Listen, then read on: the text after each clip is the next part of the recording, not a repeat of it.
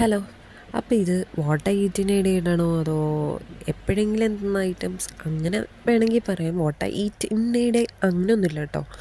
അപ്പം ഞാൻ ആദ്യം തന്നെ ഒരു പൊടി ഇഡലി കഴിച്ചാണ് സ്റ്റാർട്ട് ചെയ്തത്. പൊടി ഇഡലിയുടെ കൂടെ മിൻ ചട്നി കിട്ടി, വൈറ്റ് ചട്നി കിട്ടി, പിന്നെ ഒരു ടൊമാറ്റോ ചട്നി കിട്ടി, സാമ്പാറും കിട്ടിയിട്ടുണ്ടായിരുന്നു. സാമ്പാർ എനിക്ക് അത്ര ഇഷ്ടമായില്ല. ഞാൻ ആദ്യം ഒന്ന് ടേസ്റ്റ് നോക്കിയിട്ട് സൈഡിലേക്ക് മാറ്റി വെച്ചു. സംഭവം തുറന്നപ്പോൾ തന്നെ അടിപൊളി മണമായിരുന്നു, ഒന്നും പറയാനില്ല. സൂപ്പർ ടെംപ്റ്റിംഗ് ആയിരുന്നു.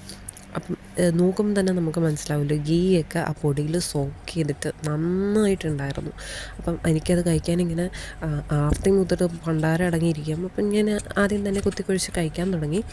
സംഭവം എനിക്ക് ഒത്തിരി ഇഷ്ടമായി. ആ പൊടിയുടെ ടേസ്റ്റും, ഞാൻ ആദ്യമായിട്ടാണ് പൊടി ഇഡലി കഴിക്കുന്നത്. പൊടിദോശ കഴിച്ചിട്ടുണ്ട്, പൊടി ഇഡലി കഴിക്കുന്ന ആദ്യമായിട്ടാണ്. അപ്പം അതിൻ്റെ ഒരു എക്സൈറ്റ്മെൻറ്റൊക്കെ എനിക്കുണ്ടായിരുന്നു, അതെനിക്കിഷ്ടമായി. പിന്നെ ഞാൻ ഒരു വൈറ്റ് ചട്നി കൂട്ടിയിട്ട് കഴിച്ചു നോക്കാമെന്ന് വിചാരിച്ചു. പക്ഷേ എല്ലാവരുടെയും ടേസ്റ്റ് ഡിഫറൻസ് വ്യത്യാസമാണല്ലോ. എനിക്ക് പൊടി ഇഡലിയായിട്ട് തന്നെ കഴിക്കാനാണ് ഇഷ്ടപ്പെട്ടത്, ചട്നി ഒഴിച്ച് കഴിക്കുന്നതിനേക്കാളിലും. ഇതും കൊള്ളില്ല എന്നല്ല, എനിക്കിഷ്ടപ്പെട്ടു. പിന്നെ ഇതൊക്കെ ഒന്ന് ബാലൻസ് ചെയ്യാൻ വേണ്ടിയിട്ട് ഞാനൊരു ബ്ലാക്ക് ടീ പറഞ്ഞിട്ടുണ്ടായിരുന്നു, അടിപൊളിയായിരുന്നു. പിന്നെ എരിവ് അത്യാവശ്യമുള്ള ഏതോ ഒരു ചട്നി, അത് കഴിച്ച് ചെറുതായിട്ടൊന്ന് പണി കിട്ടി. അപ്പോൾ ഞാനത് ഈ സ്നാക്ക് ബാറും കഴിച്ചു.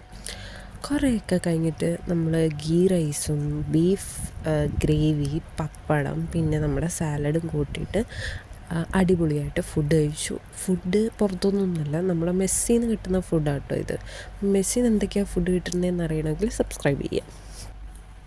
പിന്നെ എപ്പോഴും വിശന്നപ്പോൾ ഞാൻ കുറച്ച് ഫ്രഞ്ച് ഫ്രൈസും ഉണ്ടാക്കി കഴിച്ചിട്ടുണ്ടായിരുന്നു. അതിൻ്റെ അകത്ത് മയണൈസും പിന്നെ എന്തോ ചില്ലി സോസ് രണ്ടും കൂടെ മിക്സ് ആക്കിയിട്ടാണ് കഴിച്ചത്.